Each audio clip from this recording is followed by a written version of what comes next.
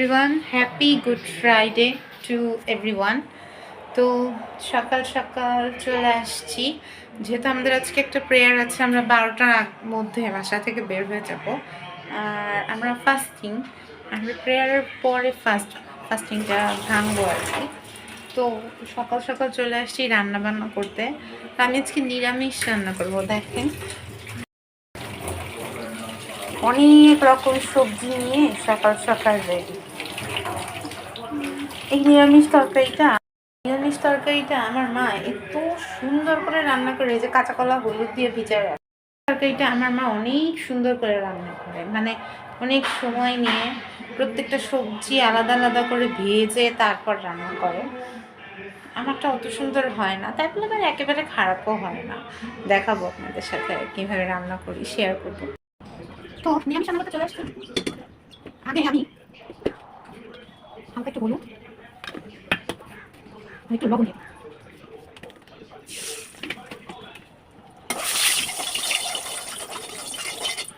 এখন এক এক সবজিগুলো থেকে একটু করে দেবো, খুব কড়া ভাজতে হবে না, যদি পরে একবার ভাজা করে দিতাম মশলার সাথে। এখন জাস্ট হালকা করে দেবো, তাতে দিয়ে দিচ্ছি কাঁচা কলা। মোটা বেশি ভাজতে হবে না, জাস্ট 1 মিনিট না 1 মিনিট মশলা দিয়ে তুলে দিতে হবে। আমি এটা এটার মধ্যে করে নিচ্ছি, যেটা কষা না থাকে একটু তেল আর গায়ে লাগাই, ভাজা ভাজা তারপরে নাড়া মশলা। আমি করতে পেরে আমি সেটা নাড়া করতে পারি। এখন দিয়ে দেবো বেগুন। বেগুনটা বড় করে দেওয়া, কারণ বেগুন হচ্ছে রান্না করতে সাইডটা সিং করে করে দেয়। তুমি বেগুন করে দিলাম, এই বেশি খাওয়া হবে, যেটা আমরা করতে তেল করতে বেশি খাওয়া হবে। আর বেগুন সাথে বেশি ভাজা রাখছি, সব মান করে এই ধরনের নিয়ম করে দিয়ে একটা ভাত কিনে হবে।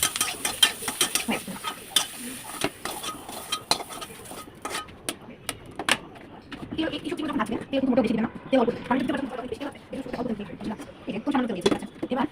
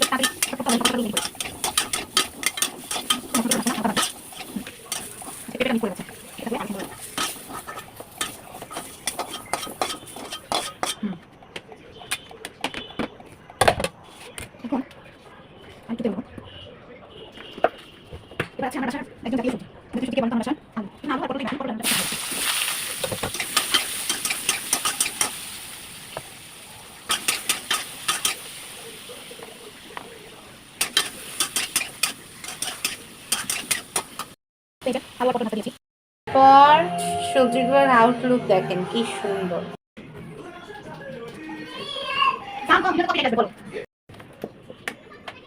তো এই যে এবার তেল দিয়ে দিচ্ছি, এবার তেলটা বেশি দিতে হবে, কারণ এটা মশলা পাতি করবে, সব কিছু করবে, তেল সব কম কম দিয়েছিলাম, ব্যালেন্স রাখার জন্য। তেলটাকে স্প্রেড করে নিচ্ছি। আচ্ছা, এখানে আমি একটু এখন মুসুরির ডাল দিয়ে দেবো।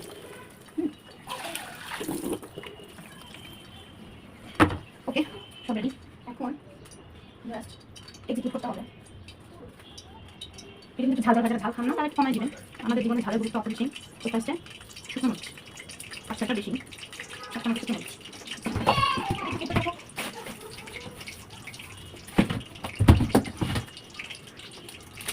শুকনো মরিচের সাথে ক্রাশ করে দিচ্ছি তেজপাতা। একটু ভাজবো। এবার আসল জিনিস দিতে হবে, যেটার জন্য এই কাউকে নিরামিষ তরকারি আমি কোনো পেঁয়াজ রসুন অ্যাড করবো না। আসল জিনিস দিতে হবে, যেটার জন্য অনেক সুন্দর ফ্লেভার আসে। সেটা হচ্ছে এই যে পাঁচফোড়ন। আরেকটু দেবো, এটা আবার দিয়ে বেশিক্ষণ ভাজা যায় না, বেশিক্ষণ ভাজলে আবার একটু স্বাদ হয়ে যায়, ভালো থেকে খারাপ হয়ে যায়।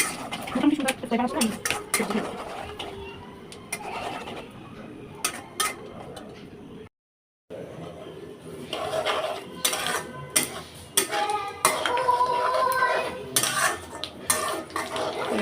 আমার মেয়ের মনে হয় খিদা লেগে গেছে। সকালবেলা উঠে দুধ বানিয়ে দিছি, এখন সে ঘুম থেকে উঠছে, তার মেয়েরই খিদা লাগছে। এখন ওকেও খাওয়াবো, অনেক কাজ আসলে।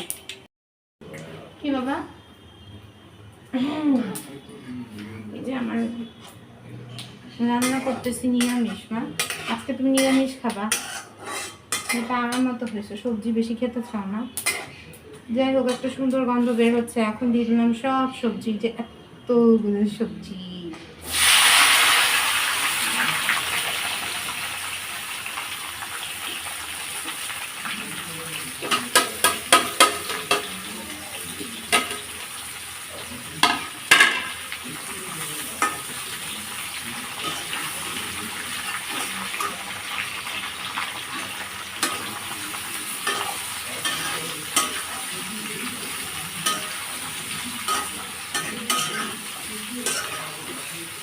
এখন যা মশলাপাতি দেওয়ার একবারে দিয়ে এটাকে ঢেকে ঢেকে রান্না করতে হবে অনেক সময় ধরে। সবজি সিদ্ধ হওয়ার ব্যাপার আছে। আমি আগে দিচ্ছি 1 মুঠ মুসুরির ডাল। আমার হাজবেন্ড বলেছে ডাল ভাজির মতো করে রান্না করতে, এই জন্য একটু মুসুরির ডাল দিলাম।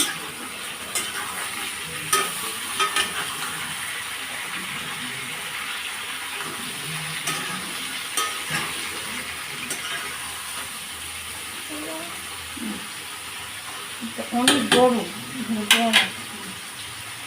এবার দেবো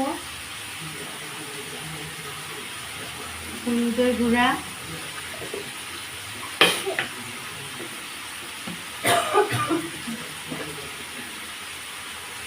মরিচের গুঁড়া, মাস্ট না দিলে আমার হবে না।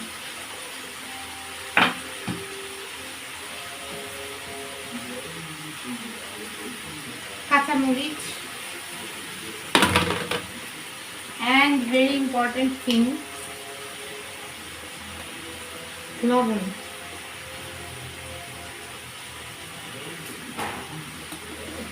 এখন সব রান্না করার পর মনে হচ্ছে আহা, এর মধ্যে তো আমি টমেটোও দিতে পারতাম।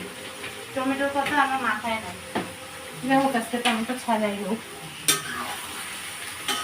একটু মিক্স করে নিই। আরও কিছু মশলা বাকি আছে।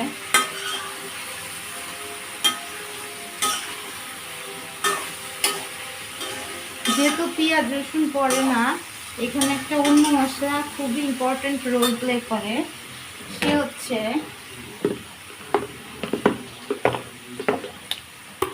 আদা বাটা।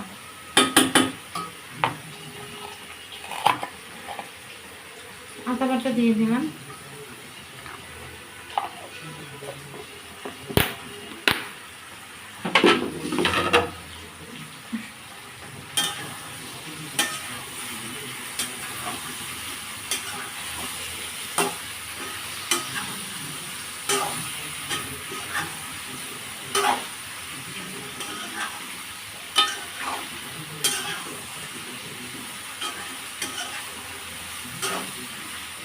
আর একটা মশলা যেটা খুব অল্প কোয়ান্টিটি দিতে হবে, বেশি দেওয়া যাবে না। এটা খুব স্ট্রং একটা মশলা। আমি করি কি, জিরা ধনিয়া দুইটা একসাথে তেলে নিয়ে এরকম গুঁড়ো করি, সেটা দিয়ে দিচ্ছি। ওইটাতে মারাত্মক সুন্দর স্বাদ হয়। আর লাস্টে নামানোর আগ দিয়ে আমি দেবো চিনি। সেটা মেলা পরের কথা, যখন নিরামিষ হয়ে যাবে আপনাদের সাথে অবশ্যই ফাইনাল লুকটা আমি শেয়ার করব। এখন এগুলো দিয়ে এটাকে ঢাকা দিয়ে রান্না করতে হবে। আর পাশে চুলায় আমি ভাত বসাবো, মেয়ের পুরো আমার ছেলেকে খাওয়াবো। ঠিক আছে, এখন আপাতত এই পর্যন্ত। বাই। হয়ে গেলে আপনাদের সাথে ফাইনাল লুকটা শেয়ার করব। Till then, stay tuned. This is the final outlook of my vegetable curry. নিরামিষ সবজি, হালকা একটু চিনি দিলাম, টেস্ট আছে সুন্দর। সব সবজিগুলো সিদ্ধ হয়ে গেছে, খুব সুন্দর কালারফুল একটা।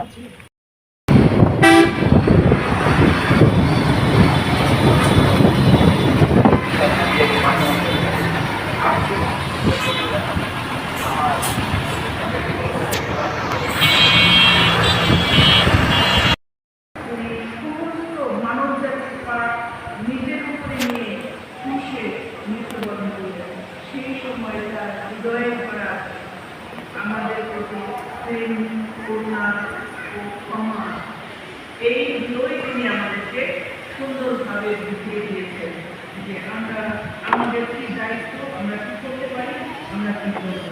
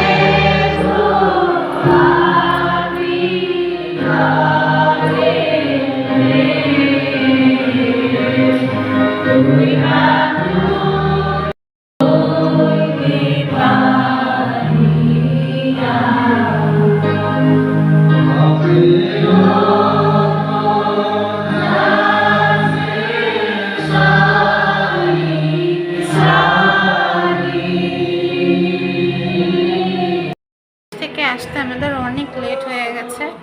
তো এখানে সবার সাথে কথাবার্তা বলে চার্চে ফার্স্ট ভেঙে আমরা ওখান থেকেই লাঞ্চ করে আসছি। আস্তে আস্তে এত লেট হয়ে গেছে, তারপরে শ্যুট করতে পারিনি। তো এই যে ফ্রেশ ফ্রেশ হয়ে এখন আমরা একটু বাইরে বের হচ্ছি। কোথায় যাব কী করবো অবশ্যই আপনাদের সাথে শেয়ার করবো। Bye bye.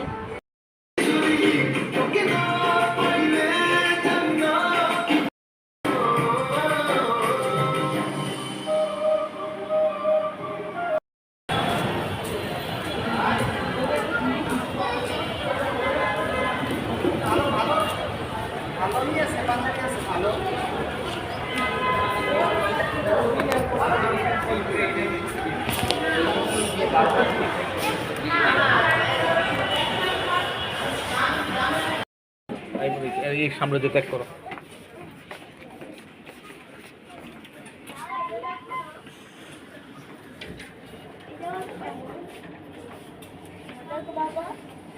দুষ্টুমি করো না মা।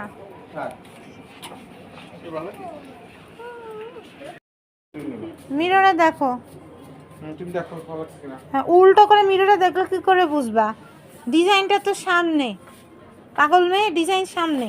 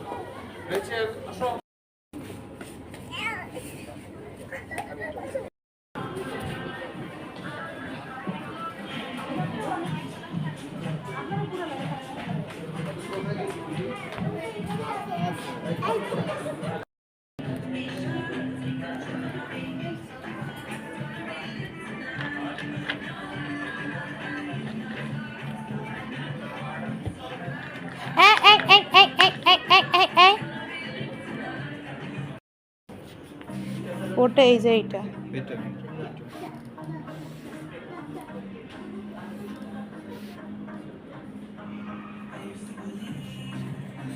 রেচেল, হ্যাঁ রেচেল, চয়েস করো। আপনার কোনটা লেখা?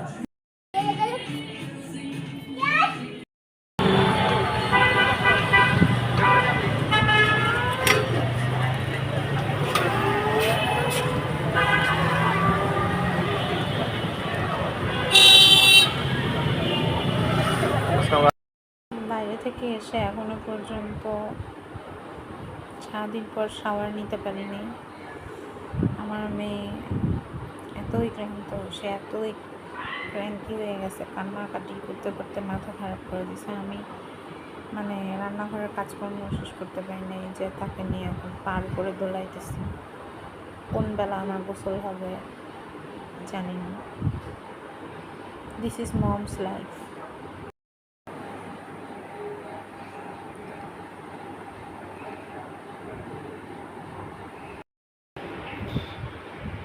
রাত বাজে প্রায় 11:50।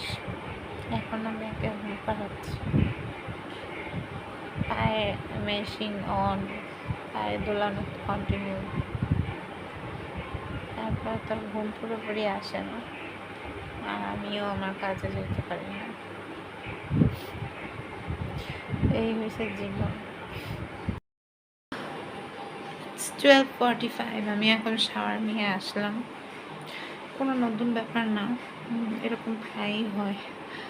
এখন আমি আবার আমার অফিসে একটু কাজকর্ম করবো। So that's how I spent my Good Friday. Happy Good Friday everyone. Bye, good night.